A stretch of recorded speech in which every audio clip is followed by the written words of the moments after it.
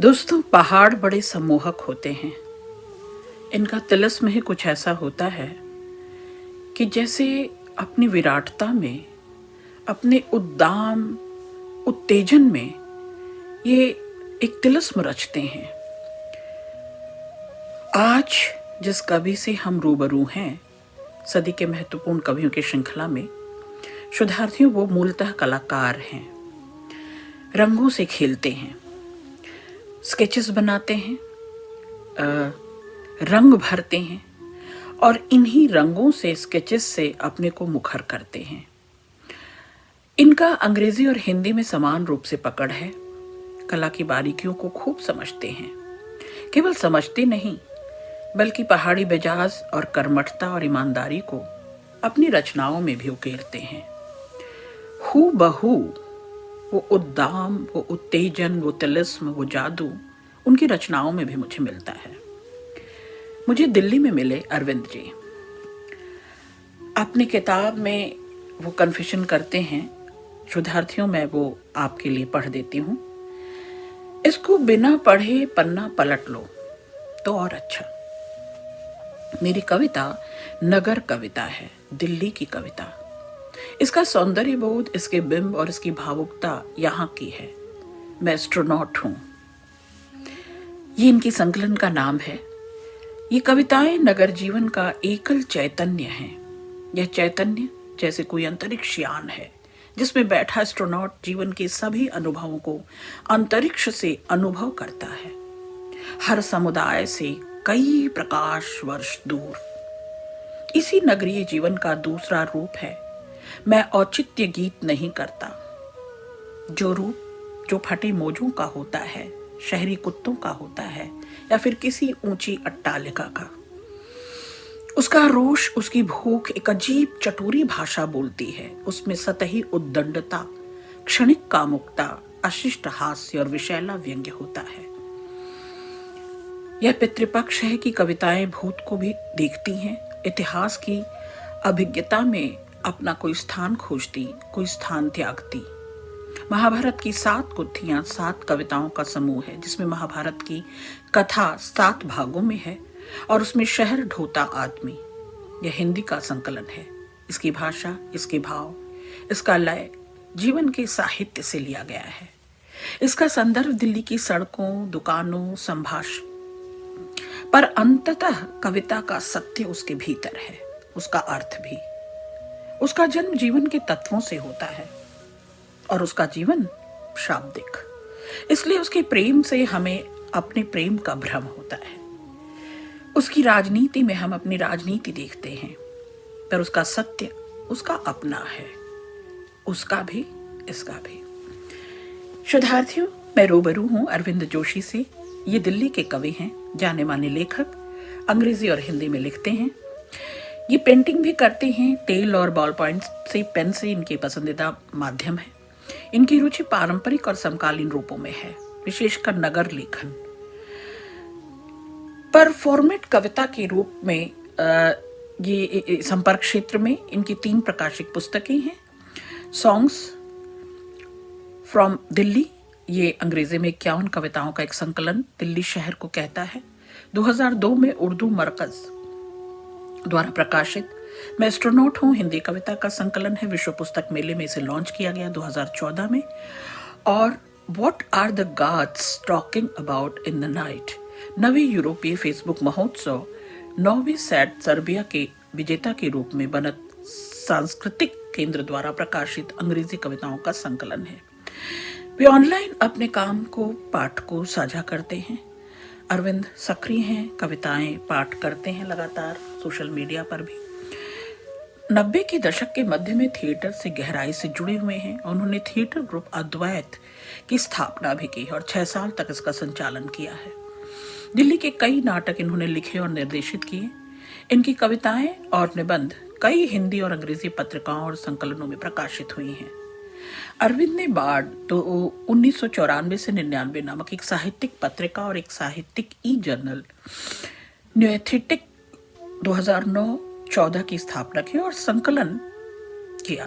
New media इनका दैनिक कार्य क्षेत्र रहा है, जहां इन्होंने पिछले 25 वर्षों से न्यू मीडिया नवाचारों को आकार देते हुए अधिकांश अग्रणी मीडिया घरानों TY, HT आदि के साथ काम किया है। इस अवतार में उन्होंने 30 से अधिक राष्ट्रीय और अंतर्राष्ट्रीय पुरस्कार जीते हैं। वह दिल्ली क्रॉनिकल्स एक कंटेंट एजेंसी और प्रकाशन ब्रांड और एडजिनी एक मार्केटिंग एजेंसी के संस्थापक के रूप में हैं, जिसे दिल्ली से ही चलाते हैं और राष्ट्रीय स्तर के मीडिया समूह और ब्रांड्स को कंसल्टिंग सेवा देते हैं। अरविंद की मेरे पसंद की पहली कविता, जैसे तुम्हें आईनों का शौक है, मुझे सपनों के मायनों का शौक है। कल बड़े दिनों बाद कोई सपना देखा जो सुबह तक याद रहा। सपना क्या था?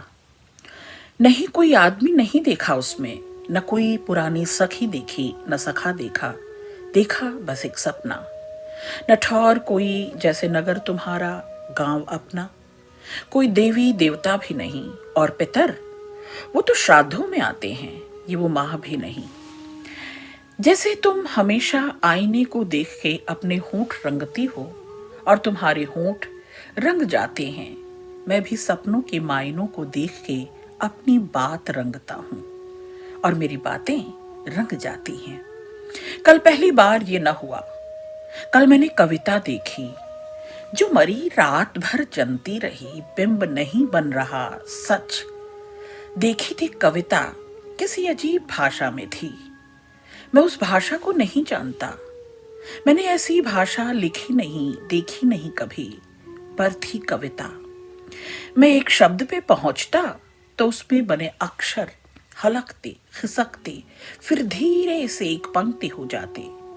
जैसे चींटियों का शहर सरकता इस वन से उस वन। एक ठोस स्थिर पंक्ति, एक तरल उफनती पंक्ति, एक पंक्ति एक एक पंक्ति। कितना बोझ सहेगी, कितने पाए धर सकेगी, उस पर छत कितनी ऊंची, कहां तक उसमें आंख रुकेगी, कहां तक धूप। सब अंकित था हर अक्षर में, पिछली पंक्तियों का वेग, अगली पंक्तियों का स्वरूप। वो कविता न किसी ने मुझे पढ़ सुनाया, न मैं उसे पढ़ सका। कानों में वे कैसे सुनती, सुनता तो वो उदर में क्या ताप दहती, वो किस अजान का बोध कराती, नहीं पता मुझे। वो जुबां की नहीं थी, आत्मा की, न रक्त की थी, न चिंतन न मनन न अध्ययन की। वो कविता हड्डियों की कविता थी, जैसे कोई लुप्त नदी का रास्ता खुद गया हो घुटनों पर। जैसे किसी पक्षी को उड़ते चक्रव्यूह दिखा हो, नीचे 7 टूटे द्वार एक अभेद्य। वो कविता व्यूहों की कविता थी। जैसे तुम्हें आईने का शौक है, मुझे सपनों के मायनों का शौक है। कुछ वक्त बीतने दो, कुछ उम्र और होने दो, तुम्हें भी आईनों में वही दिखेगा जो मुझे सपनों के मायनों में दिखता है, जो मुझे सपनों के मायनों में दिखता है। अरविंद की ये आखिरी पंक्तियां कविता में, मैंने इनकी कई कविताएं पढ़ी सिलसिलेवार, और उसमें मैंने जाना कि आखिरी पंक्तियों में अरविंद खुलते हैं और अपनी कविता को भी खोलते हैं, जैसे रेशा रेशा साफ। अब आईनों में और मायनों में, मायने मतलब जीवन की वास्तविकता, कटु सत्य, कसैले अनुभव, वो धड़कते संवेदन, वो सुधियां, वो स्मृतियां जो कहीं चुभती हैं, कहीं अटक कर रह गई हैं, कहीं छूट छिटक कर रह गई हैं। अरविंद उन सब की, उन सारी वास्तविकताओं की बात करते हैं। और तुम्हें आईनों का शौक है, तुम एक रंगे हुए एक कल्पना जगत में एक सौंदर्य और जिसे कह सकते हैं कि आमने सामने रूबरू सौंदर्य को परिभाषित करती हुई, सौंदर्य को बार बार दिखती और दिखाती हुई एक अलग ही दुनिया में रमती हो। जैसे जैसे परिपक्व होगा प्रेम, जैसे जैसे सीझेगा अनुभव, जैसे जैसे सुधियों और स्मृतियों का सैलाब, अनबूझा सैलाब बढ़ेगा, अरविंद कहते हैं वास्तविकता अपने आप सामने आ जाएगी। तब तुम्हारे आईनों की, जिस फिराक में तुम रहती हो, एक शौक शौक और सपनों में फर्क होता है। सपने वो वो वो दाम, वो सोच, वो परिपक्वता की चरम है कि जो हमने लगातार अपनी आंखों में बोए, जिसे हम लगातार देखते रहे, जीते रहे। और वास्तविकता को अरविंद कहते हैं कि जो ठोस वास्तविकता है, जो गुड्डी गुड्डी नहीं हो सकता, जो जो जो समोता नहीं है और जो सराबोर नहीं करता, उस वास्तविकता से तुम धीरे धीरे रूबरू होगी और तब तुम्हें आईनों में यानी सामने सच्चाई के रूप में मेरे सपनों के मायने खुलते नजर आएंगे। बेहतरीन कविता। दूसरी कविता पॉलिटिकल है और कविता को मैं मेरे भी मिजाज यही है, पॉलिटिक्स, राजनीति को इतना तो समझे कि कोई राजनीति हमसे न कर सके, राजनीतिक परिदृश्य को बिना जाने भापे और बिना अपने आसपास अपने परिवेश से जूझे, उसमें डूबते उतराते अरविंद अपनी पक्षधरता, अपनी कमिटमेंट, अपनी प्रतिबद्धता जाहिर कर देते हैं। तो ये कविता है अन्ना। सत्य राजनैतिक नहीं होता, सिर्फ नैतिक होता है। वह गांधी टोपी पहने लोगों में गांधी बोता है। सत्य अजर होता है, उसकी धमनियों में रक्त युवा दौड़ता है, पूरे उद्दाम के साथ, पूरी गति के साथ। सत्य का धर्म केवल सत्य है, उसकी जाति केवल सत्य है। बामन या शूद्र नहीं सत्य, धनवान या धनहीन नहीं सत्य। राजाओं से ऊंचा सिंहासन है इसका, जड़ों से इसकी जड़ें हैं। यह सत्य कभी अर्ध नहीं होता, यह सत्य कभी दर्द नहीं होता। जटिल नहीं होता, मलिन नहीं होता सत्य ये। बहुत दिनों बाद सत्य ने कुछ मांगा है, हम उसे नहीं कहेंगे। बहुत दिनों बाद सत्य हिंदुस्तान आया है। बहुत दिनों बाद सत्य दिल्ली की ओर चला है। मैंने सुना है कोई नया नाम खोजा है उसने, और वही नाम अब चाहते हैं शहर भर में सारे। मैं भी अन्ना हजारे, मैं भी अन्ना हजारे। शोधार्थियों, याद कीजिए 2014 का वो पूरा राजनीतिक परिदृश्य एक बड़े मजबूत विकल्प के रूप में कैसे पूरी क्या कह सकते हैं, सर्वग्रासी शक्तियों के वर्चस्व की मठाधीशी को तोड़ते हुए, पूरे पूंछ और मूछ की लड़ाई को से जूझते हुए संघर्षशील जुझारू अन्ना हजारे। मैं भी अन्ना हजारे, अन्ना हजारे। तीसरी कविता खासी मुझे फलसफा और पॉलिटिक्स दोनों ही घुले मिले इसमें दिखाई देती है। ये कविता शोधार्थियों आपके लिए खास। इलाके में कुत्ते 3 तरह के हैं। एक वो जो पट्टे पहन बेबी या बाबा के संग घूमने आते हैं, जो अपनी नस्ल, अपनी पैदाइश का खाते हैं। दूसरे वो चतुर जो पत्थर और डंडे की ताकत पहचानते थे, ट्रकों के हॉर्न सुनकर गटर में छिपना जानते थे, पर आंटी की साड़ी की पल्लों से खेलना अपना हक मांगते थे। ये किसी घर की चौखट या गेट पे पड़े दिखते हैं, वहीं धीरे धीरे हर शाम मरी बिस्कुटों पे बिकते हैं। पर तीसरी तरह के कुत्ते बहुत कमीने होते हैं। वोकैबुलरी देखिए आप, बेहतरीन पंक्ति है। पर तीसरी तरह के कुत्ते बहुत कमीने होते हैं। इनकी शक्ल में कुत्तापन झलकता है, भौंक में उद्दंडता का बूता होता है, और हर एक कमबख्त का एक पैर जरूर टूटा होता है। कुछ हाँफता, कुछ लंगड़ाता, कुछ भौंकता। पिल्लेपन में गाड़ियों से आंख मिलाते 10 में 1 बचता है ऐसा। अपनी माँ के दूध के बाद अपना शिकार खुद करता है ऐसा। या फिर 10 दिन सड़ी कबूतर की हड्डी चूस मरता है ऐसा। ये वो अरविंद को मरी, मरना, मरता, ये शब्द बहुत पसंद है। हर कविता में जब वो बलाघात करते हैं, जब वो कुछ जोरदार तरीके से या गहराई से कहना चाहते हैं, तो मरी, ये प्यार से निकली हुई गाली जैसे अरविंद परोसते हैं। या फिर 10 दिन सड़ी कबूतर की हड्डी चूस मरता है सा। मेरे घर से 6 मंजिलें नीचे अच्छे घरों के बाशिंदों की एक लंबी गाड़ी जब भी रात को लगती है। एक लंबी गाड़ी मतलब किसी वर्चस्व, किसी मूछ पूछदार, बड़े रसूखदार व्यक्ति की, किसी बड़े पावर, पद, प्रतिष्ठा, पैसा, बड़े आदमी की गाड़ी, अच्छे घर के बाशिंदों की एक लंबी गाड़ी जब भी रात को लगती है, एक आंख वाला कुत्ता, ऐसा ही एक जिद्दी कुत्ता दिल्ली के शाह की चाल चला आता है और आराम तलबी से उसकी टायर पे कुत्तई पेशाब कर जाता है। पैरों पे टायर चढ़ाने वालों से यही कुत्ता कह पाता है कि मुझे टायर पे पैर चढ़ाना आता है, मुझे टायर पे पैर चढ़ाना आता है।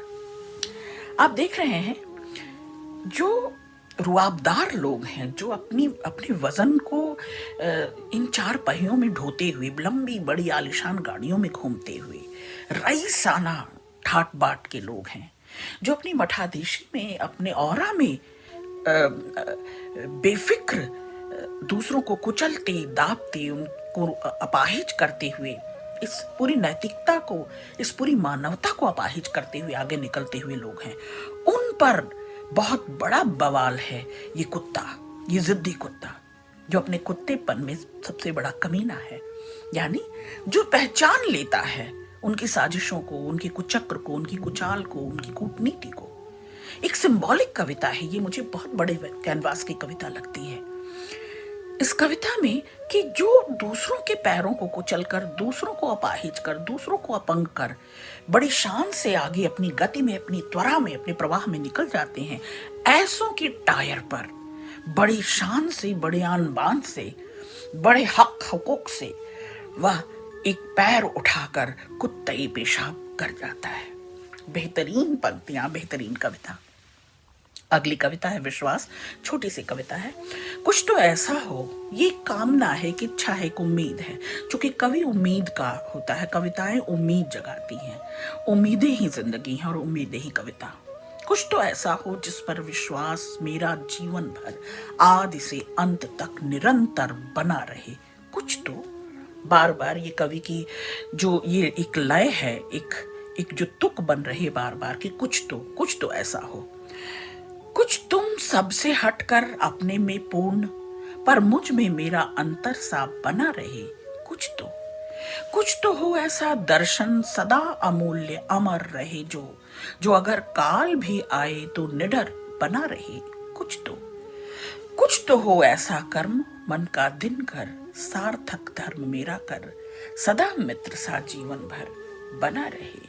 कुछ तो एक अनसर्टेनिटी जो सब तरफ है, एक अनिश्चितता का दौर है, आज है, अभी है और अभी नहीं है। अरविंद उस पल पल भागती, पल पल गिरगिट की तरह रंग बदलती दुनिया से उस शाश्वतता की मांग कर रहे हैं, उस निश्चितता की डिमांड कर रहे हैं कि कुछ तो ऐसा हो जो स्थिर हो, स्थायी हो, जो अपने शाश्वत मूल्यों के साथ पैरेलल, समानांतर खड़ा हो। बेहतरीन कविता। और आखिरी कविता मुझे विशेष प्रिय है, इसे तो शुद्धार्थियों में आपके साथ साझा करूंगी। स्थिरता में भी गति की आशंका होती है। आप देखें कि ये कविता मैंने कई बार पढ़ी और मुझे बार बार लगा कि यहाँ कवि आशंका की जगह संभावना भी कह सकता था, क्योंकि गति एक पॉजिटिव शब्द है, संभावना एक पॉजिटिव शब्द है। लेकिन कविता, जैसा कि मैंने कहा, अरविंद अपनी कविताओं में आखिर की पंक्तियों में खुलते हैं और कविता को भी खोल रहे होते हैं। जैसे ताले की चाबी कहीं वहीं आखिरी पंक्तियों में अरविंद छोड़ देते हैं। वो चाबी लगाते ही मुझे ध्यान अच्छा लगा कि हाँ, यहाँ संभावना नहीं, आशंका शब्द ही फिट है, बिल्कुल दुरुस्त है। जैसे एक अक्षर भी अगर मैं हटा देती हूँ तो भरभरा कर पूरी कविता गिर जाती है, तो यह आशंका वैसी ही है। फिर से पढ़ती हूँ। स्थिरता में भी गति की आशंका होती है। गति, किंचित प्रतीक्षा और करो, थोड़ा धैर्य धरो, थोड़ा इंतजार करो, प्रतीक्षा करो। अभी वायु ने केवल पत्ते छिटके हैं मन के, अभी बस कांपा है मन, अभी बस कंपन हुआ है, अभी बस स्पंदन हुआ है। हृदय तक आते आते क्या बन जाएगा तूफान, सोचा है? प्रश्न चिन्ह है। क्या बड़ा बवाल हो जाएगा, क्या बड़ा प्रश्न, कितना बड़ा सवाल यह हो जाएगा, कभी सोचा है? तो थोड़ा तो धैर्य धरो, थोड़ी प्रतीक्षा करो। जो अनदेखे घुल रहा है मौन बनकर विष, श्वासों में घुल जाएगा इतनी शांति, चुप्पी सन्नाटा कर्ण भेदी। चुप्पियां चीखती हैं, चुप्पियां कर्ण भेदी हैं। ये शांति नीरवता है, श्मशान की नीरवता, श्मशान सी भयावह शांति है ये। और अरविंद से भांप लेते हैं, कहते हैं श्वासों में घुल जाएगी इतनी शांति, चुप्पी सन्नाटा कर्ण भेदी। सागर शांत भी हो तो कुआं नहीं बन जाता। बहुत बेहतरीन ये दो पंक्तियां एक सूक्ति वाक्य की तरह है। ये दो पंक्तियां अपने में काफी हैं। क्या कि सागर शांत भी हो तो कुआं नहीं बन जाता। सागर में जो उमड़न है, जो प्रवाह है, जो उछाल है, जो मंथन है, जो आंदोलन है, आलोड़न है, वो भीतर ही भीतर उसे पिए रहता है, उसे जज्ब किए रहता है, उसे समोए रहता है अपने भीतर। तो वो जब शांत है तो उसकी उस शांति के उस अंतराल को, उस अल्प विराम को समझो। उस छोटे से अल्प विराम को पूर्ण विराम समझने की गलती न करो। उस शांति में वो आलोड़न, वो आंदोलन, वो मंथन कहीं दबाए हुए है, कहीं सुलाए हुए है, सुप्त अवस्था में है। तो सागर शांत भी हो तो कुआं नहीं बन जाता। सचेत रहना उससे, सावधान, कवि सावधान करता है। चाहे वह झरने सा चंचल न हो, अभी अदल बदल, अभी उसका डगमग नहीं है, वो स्थिर है, स्थायी है। इसीलिए झरने सा चंचल न हो तो भी, क्योंकि गति की आशंका होती है स्थिरता में भी। तो जो स्थिर चित्त लोग हैं, जो शांत चित्त लोग हैं, जो पिए हुए हैं अपने गुस्से को, जो विष नीलकंठी बने हुए हैं स्वेच्छा से, उनसे सावधान रहिए, उनसे डरिए, क्योंकि आने वाला समय उनका है। बेहतरीन कविता। बहुत बधाई अरविंद जी, शुभकामनाएं।